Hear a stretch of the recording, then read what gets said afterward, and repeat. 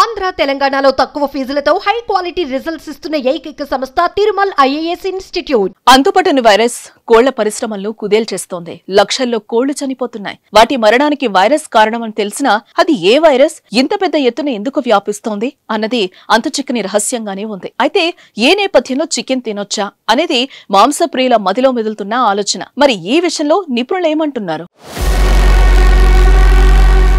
తెలుగు రాష్ట్రాల్లో కోళ్ల మరణాలు కలకలం రేపుతున్నాయి. డిసెంబర్ నెలలో మొదలైన ఈ మరణాలు రోజు రోజుకు పెరుగుతూ వస్తున్నాయి.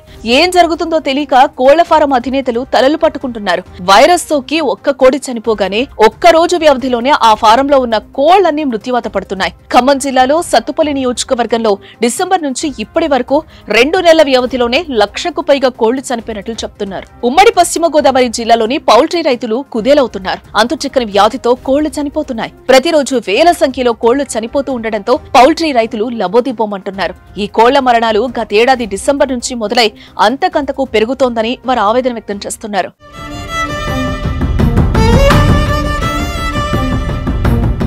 జనవరిలో సంక్రాంతి పండుగ తర్వాత తీవ్రమైందని రైతులు చెప్తున్నారు. ఇప్పటి వరకు ఆరోగ్యంగా కనిపించిన కోళ్లు గంటల వ్యవధిలోనే చనిపోతున్నాయనేది వారి మాట. వ్యాక్సిన్ వేస్తున్నా ఉపయోగం లేదని వారు వాపోతున్నారు. గతంలో అంటే 2012, 2020 సంవత్సరాల్లో ఇదే తరహాలో వైరస్ వ్యాప్తి చెంది కోళ్లు లక్షల్లో చనిపోయాయి. కానీ అప్పటికంటే ఇప్పటి పరిస్థితి మరీ తీవ్రంగా ఉంది. వీటి మరణాలకు కారణమేంటి అని తెలుసుకునేందుకు చనిపోయిన కోళ్ల నుంచి సేకరించిన నమూనాలను పరీక్షల కోసం ఇప్పటికే భోపాల్ పంపారు. భోపాల్ నుంచి నివేదిక వచ్చిన తర్వాత కోళ్ల మరణాలకు గల కారణాలు తెలియనున్నాయి. అయితే వైరస్ సోకి కోళ్లు పెద్ద ఎత్తున చనిపోతున్న సమయంలో చికెన్ విక్రయాలు కూడా తగ్గిపోయాయి. మాంసప్రియులు చికెన్ తినేందుకు భయపడుతున్నారు. అనారోగ్యంతో కోళ్లు చనిపోతున్న వేళ చికెన్ తింటే తాము అనారోగ్యానికి గురవుతామనే భయంతో తినడానికి కాస్త జంకుతున్నారు. గుడ్లను కూడా దూరంగా పెడుతున్నారు. దీంతో దీనిపై నిపుణులు స్పందించారు. చికెన్ గుడ్డును తినడం వల్ల ఎవరికి అనారోగ్యం సంభవించలేదని స్పష్టం చేశారు. ప్రజలు అనుమానాలు పడవద్దని అధికారులు చెప్తున్నారు. చికెన్ గుడ్లు తినొచ్చని సూచిస్తున్నారు.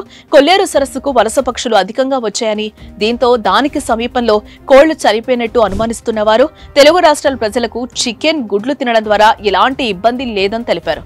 ఏదేమైనా ఇలా 3 నెలలుగా లక్షల్లో కోళ్లు చనిపోవడంతో ఆందోళన కలిగిస్తోంది.